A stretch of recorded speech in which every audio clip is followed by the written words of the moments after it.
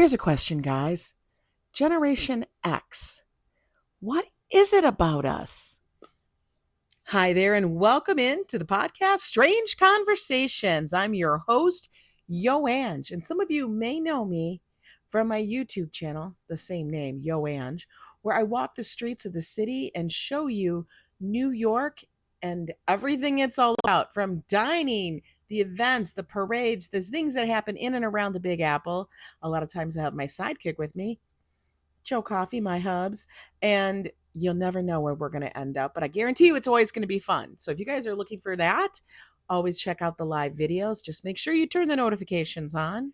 But here, we're going to be exploring and sharing conversations, the strange, the odd, and most of all, the memorable. So let's get into it. Now, this got me thinking, Gen X. I am one of those people that watches a lot of social media. I watch TikTok, Facebook, YouTube Shorts, Insta. I don't know, you name it. I've kind of watched it. And one of the things that I have been seeing a lot of are Gen X geared videos. It's always like, who let Gen X off the hook? What is Gen X? All of that. It's kind of odd. And it got me thinking, why are we now the biggest topic? It's not about the boomers. I mean, we all know what the boomers are, and it's not about the millennials anymore. We know who they are, but now it's like Gen X. And I get it. I'm a Gen Xer, okay? I lived the 80s life and everything like that. That's where I grew up. That was my heyday. You know, I was doing the Madonna rock and everything. So let's talk about it. What exactly is Gen X? And why are we like now the topic? And it got me thinking because my son and I had a conversation in regards to this. Now, he is a millennial and stuff. So I always like to know what the other person is thinking about it. I want to know from his perspective, what does he think about the generations and what is his take on it? Okay, what is Gen X?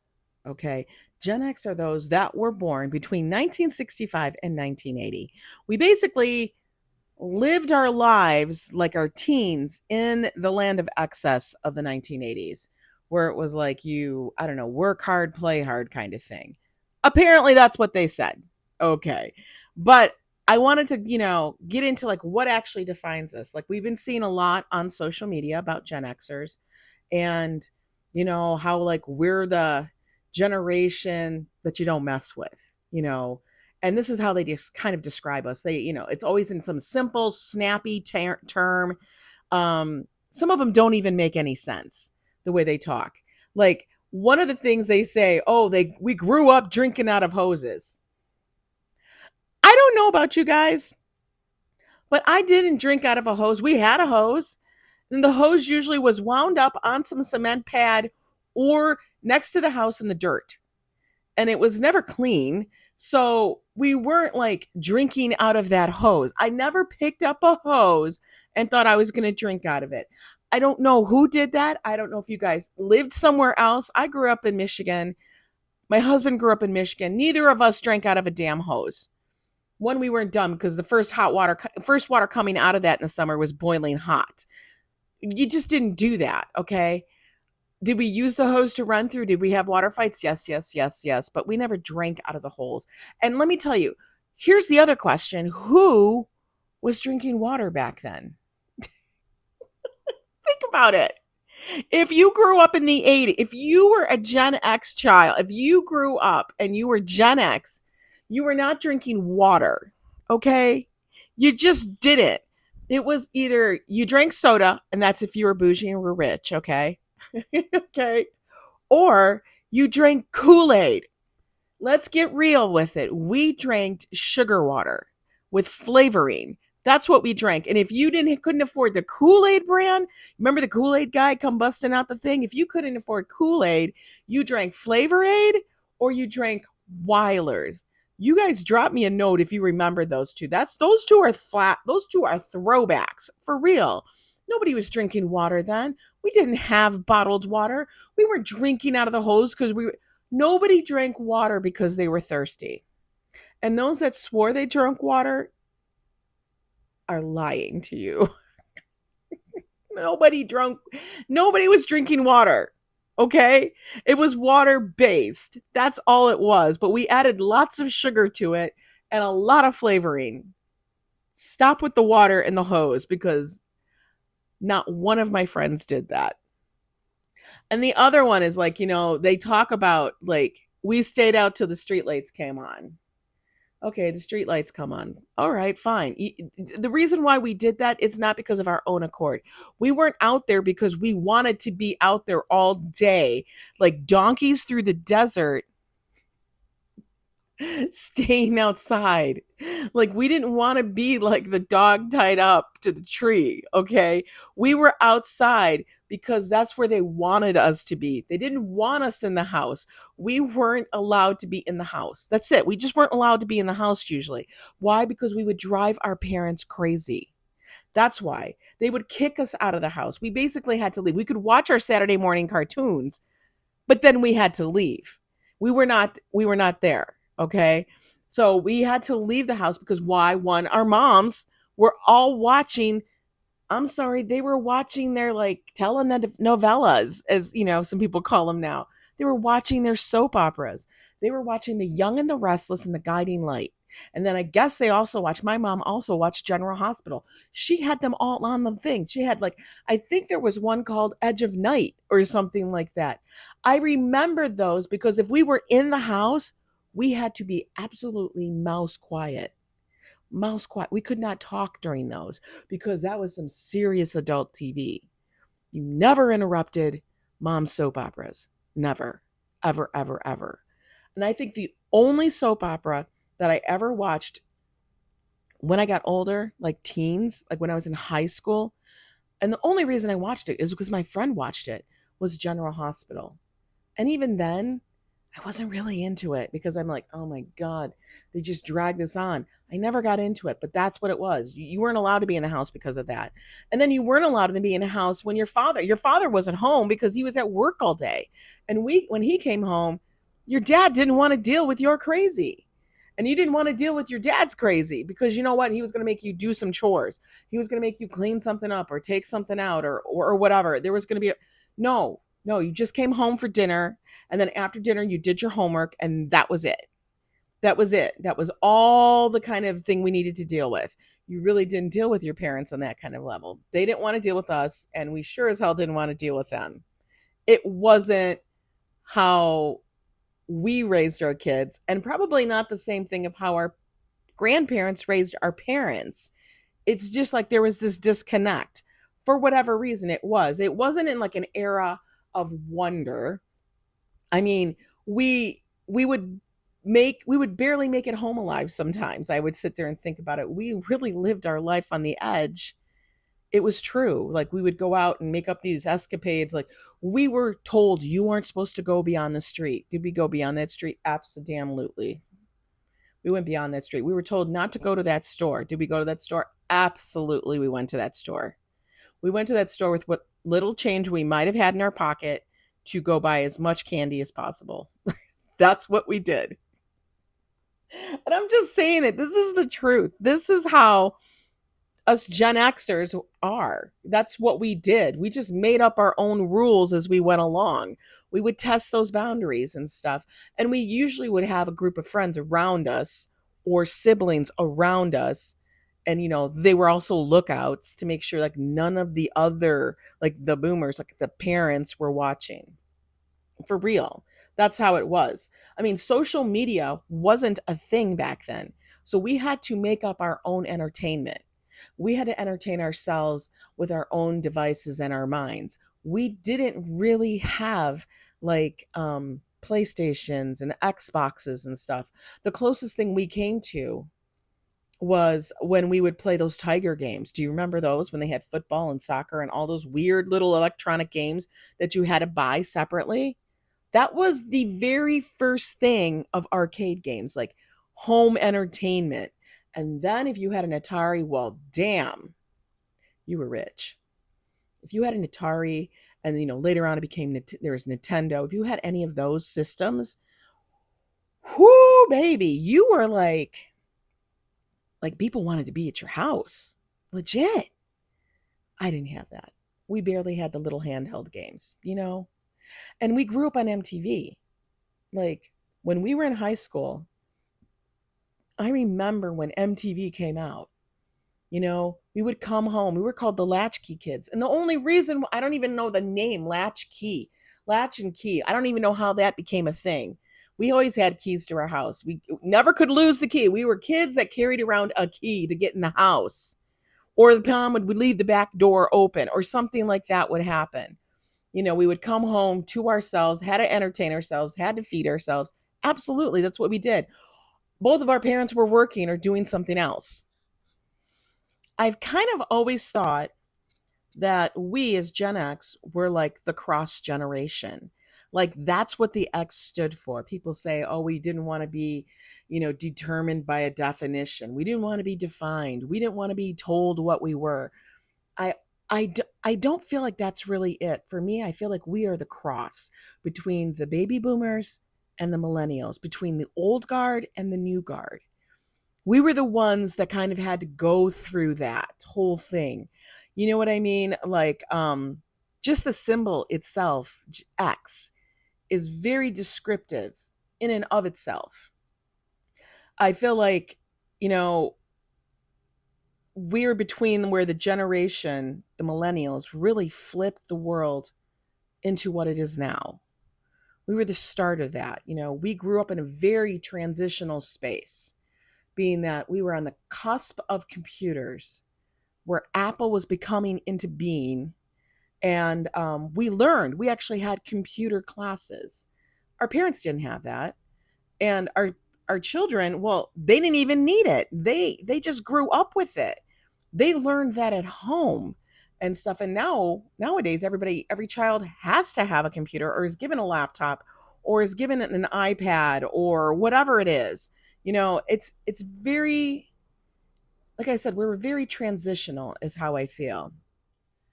Okay, let's get into what the internet describes Gen X as.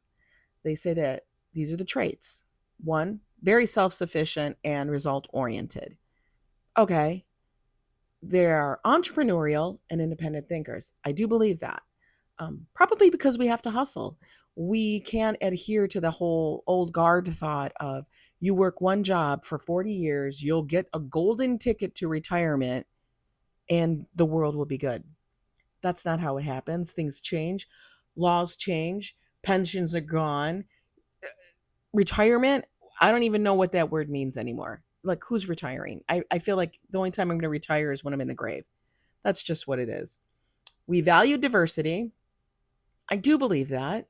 I believe we were exposed to a lot more than the previous generation. And we're more open to it. We enjoy creativity and are very resourceful.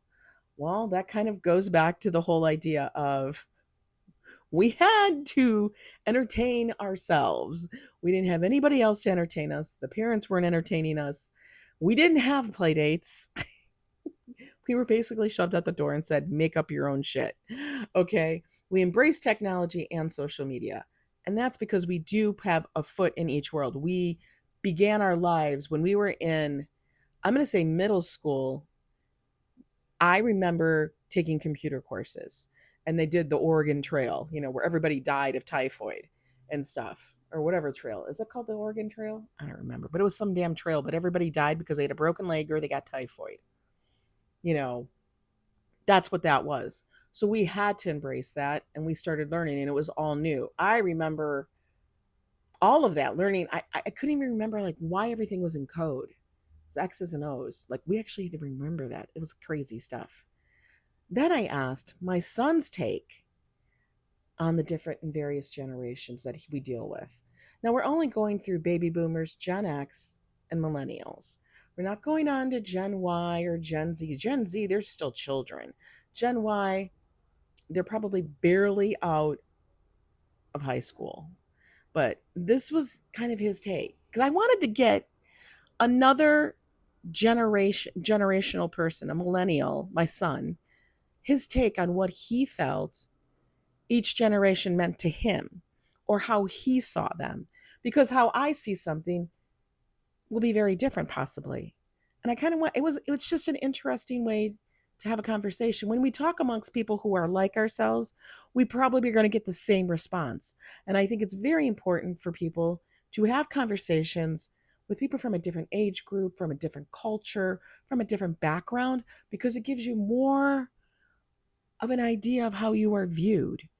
I mean, you view yourself, you're always like, oh man, I'm fabulous. Okay, let's get a real take on it. Sometimes we need to be checked. So these are some of the things that he had to say. He said boomers. He feels that boomers, baby boomers, the era before me, are kind of outdated conservative, and they're very used to the old ideology of what they were told wealth was. And I thought that was really interesting. Conservative used to the old ideology, like, which is it's whatever the big corporations or those in power told you what wealth was and what you should have. Think about that. And I agree. I truly do agree. Um, they came from an era where you were told you need to have a big house, a fancy car, big jewelry, things like that, name brands of items. You know, those were the milestones of wealth. And a lot of the wealth that they received was from the previous generation. They grew up with parents that were from World War II and stuff. And that my grandparents came from an era of the Depression, and they saved and they scrimped, and they were of the idea of passing along generational wealth.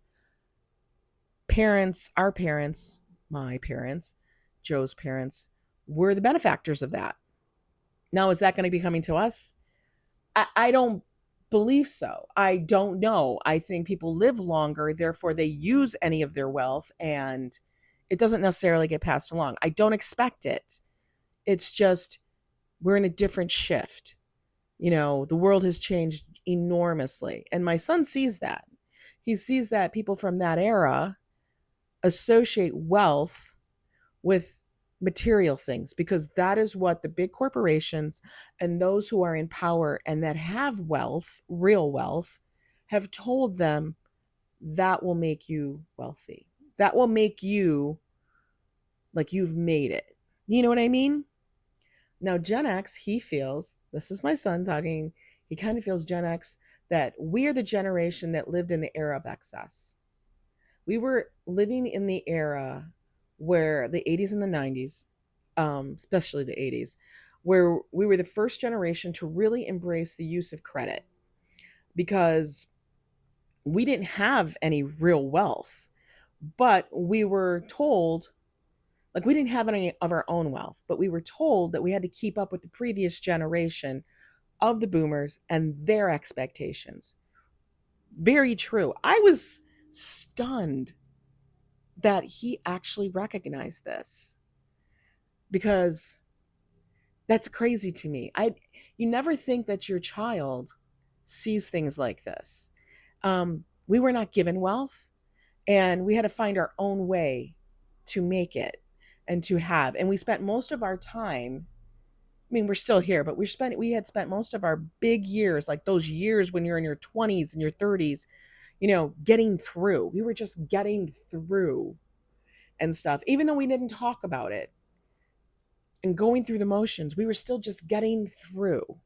You know, we understand and we accept technology. He says, I mean, we straddle. We're kind of like, he says, we're the cross, we're the X between the old and the new.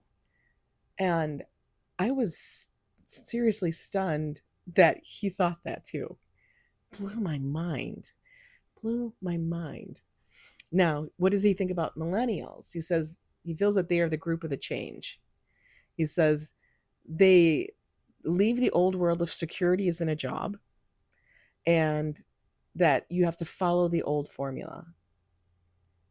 I think that's very true because I feel like me looking at my nieces, other people, friends and families, like I feel that our children are the ones that will make those ginormous leaps.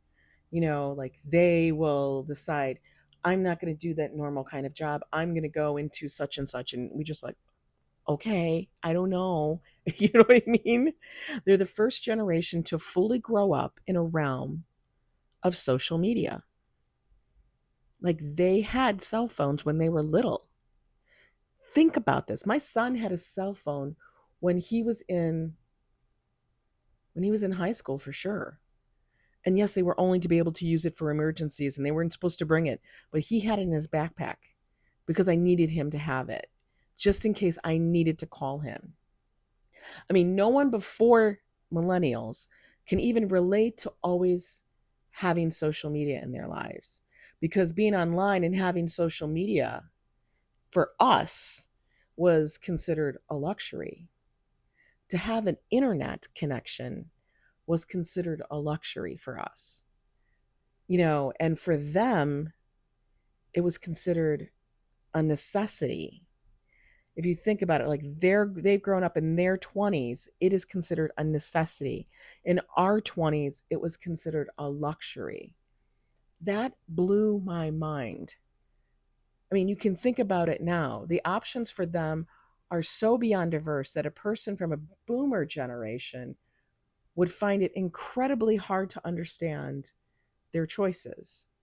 And I feel like sometimes there's this huge disparity between the two. You know what I mean? Like there's a lot of people that I know that just they love their grandparents maybe, but they can't get them to relate to them because there's a huge gap. Huge gap. And I think about that whole cell phone thing. I remember like smartphones, cell phones and things. We didn't even have smartphones when we first had a mobile phone. We had a cell phone and it was a luxury. And we got the cell phone and I remember it was a Qualcomm by Sprint. Yo, it was like a brick.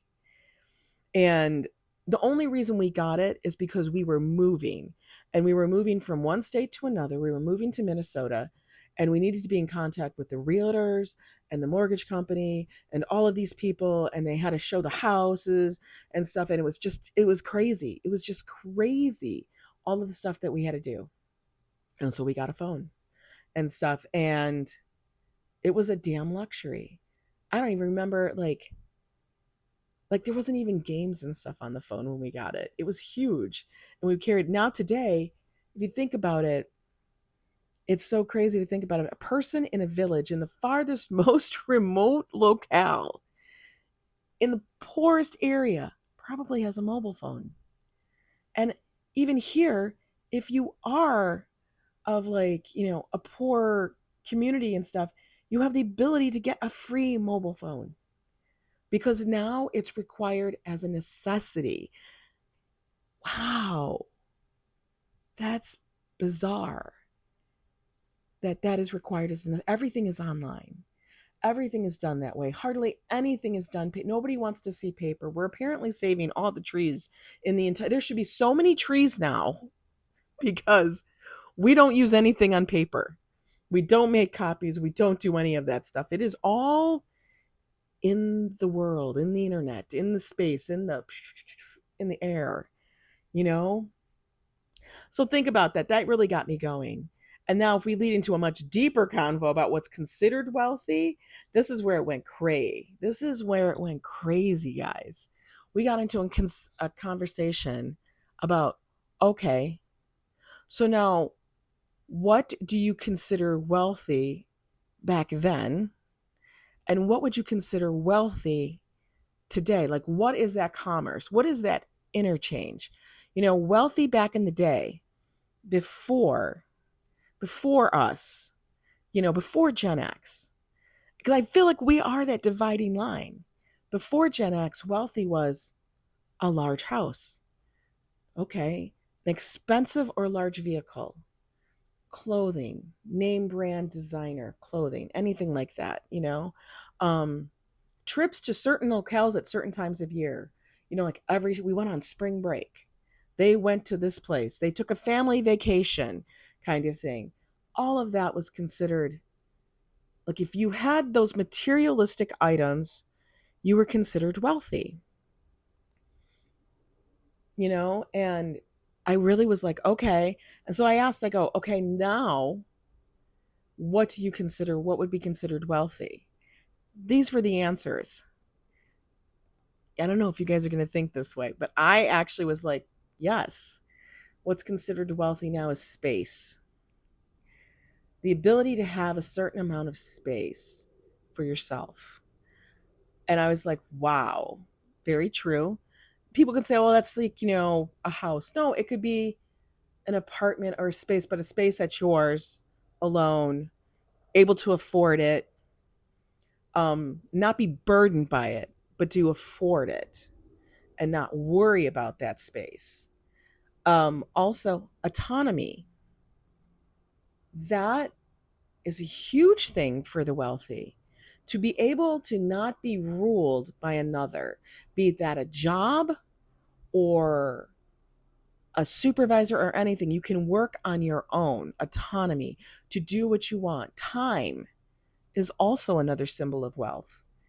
To the ability to do what you want, when you want, not only having the autonomous part of it, but also the time to do that. I was like, wow, that's so true. Think about those things. Things now, space, autonomy, and time. So, yeah, I mean, I got into a really deep conversation with my son, and I loved seeing his perspective on it. I loved having that conversation with him. And I think more and more people should do that. Pick up that phone or with your having, I don't know, coffee or just hanging out and doing different projects, or you're just sitting around the house. Have those kind of conversations and have conversations with people that are not exactly from your era or like you or from your background. You will get a whole nother different perspective, and you might actually be able to understand each other better. It was a strange conversation. I never thought that we would get into it, but I loved every single second of it. It was fabulous. So now, usually at this point in the podcast, we'll go and talk about all these shared overheard conversations. Well, I don't really have any of those. Not for this conversation topic, but what I do have, and I thought we could share, are some of the best phrases and conversations that would have been held from that each era. Like what phrase came out of each era, and do we still use these today? I thought that was kind of interesting. So let's kind of go through them. You ready? Okay, this is from the baby boomers era. These are phrases or words they would have used in their era. Threads, meaning, okay, clothes. Threads. Oh man, check out those threads, I guess. I don't know. I'm not a boomer. A gas. I can't. Reading these is making me crack up because they sound so absolutely dated. Like I can't even. Okay. A gas means it's fun. Flip a wig. Did you guys really say that? I want to know. I guess that means to get very angry. Cat equals a very cool guy. Check out, the cat. Check out that cat over there. That sounds so fake to me. I can't even say it. I can't even. Groovy. Let's get groovy. Can't. I think of groovy and I think of wavy gravy and hippiedom. Square. If you guys use that, he's such a square, meaning he's a nerd or he's basically uncool. Okay. And it's such a drag, which actually has a totally different context now. But back then, drag meant boring. I don't know. Okay. That's what they used to say. I don't know if that's real. I didn't grow up in that era, and like my parents weren't hip enough to use these kind of lingos. I don't think Joes were like that either, but that's what the boomers would say. Now, for Gen X, these are some of the things that people would say. They would say, dude. Of course, we said dude. We talked like we were, I don't know, from out west, like we were on the coast, like we were from California. Everything is like, dude, gnarly. Headbanger meant heavy metal. Like he's a headbanger, man. Yeah, bam, bam. All of that stuff. Hella meant big. Rocks. It rocked. That's what it was. Super cool. Rocked meant it's super cool. To the max. Again, we think we're in California. I don't know why, but it meant to the utmost. That was the best. To the max, man. A yuppie Everybody knows what a yuppie is, don't you? Yeah, I was never a yuppie. As if. That phrase, as if, means like you dare to think I would, as if, get the hell away from me. Everybody remembers that. Literally, this word, literally, we kind of coined it to mean that, but we actually just exploited that word so bad, and it's still used today. The millennials took that word literally and ran with it. And it's terrible because we trash that word so bad. Stop. We really need to stop using the word literally because it's used so wrong. I can't. And the other best word that we ever, phrase that we always say, whatever. I think that is actually the description of Gen X right there. Whatever. Like we have no time to do whatever. You want to go do that? Whatever. You want me? No, whatever. You think I'm whatever. It's almost as good as I'm fine. Now, these are the ones from the millennial. The millennials, they take these words, and I think millennials took words and just kind of gave them a twist of the meaning. You know, like it means something a little bit different. Like they took a word like adult and they made it adulting. Adulting. I hate adult. I use adulting all the time. I have to adult today. I can't be that, rambunctious teenager that I want to be. Just two rowdy teenagers running around. That's what a friend of mine says. My friend always tells me that Joe and I are like two unruly teenagers. We do not like to adult. Nobody likes to adult. That's why adult is a bad word. Another one, bae, spelled B-A-E. Bae. Now, I originally thought this was like a twist on the word baby, but it's not. It means before anyone else. Bae. Okay. Basic. That's another word meaning generic. It's so basic, Extra. He's so extra. Over the top. Fam. I always use the word fam. And that means family. That's not your family. I never say, oh, the fam. I don't say the fam in regards to as in my family. My fam is a larger group usually. Now, they also made up the phrases high key and low key. Low key, he's, kind of thing. Lit. Before, I guess it used to mean you were drunk, but now it means you're hyped. That was a lit party. Okay. Just letting you guys know. I know I'm probably sound like really ridiculous saying these, but that's what it is. Receipts. That's another one that came up. They're like, show me the receipts. Show me the proof. You got the receipts? Let me show you the receipts. Sus. He's suspicious. He's suspect. Sus. This is a good one. Thirsty. There are so many thirsty people out there on YouTube. Yes, there are. And shade. That is the best one too. It's insulting. Shade isn't being terrible, but it's insulting someone in a subtle way. That's throwing shade. You could say, those are really nice shoes. I'm throwing shade at you because those are damn ugly shoes, okay? So let me know what phrases you guys remember from certain eras. Let me know which ones you guys do use still or use from other eras. I like to know this. I think it's great to have a conversation. So now, using some of the phrases from each of these generations, I have 3 wishes for you guys. 1, I wish for you to have a groovy day. 2, I wish for you to live your life to the max. And 3, I wish for you to always be extra, even when you're adulting. So until next time, guys, keep having these strange conversations. This is Yo Ange, and I'll see you on the streets of New York City.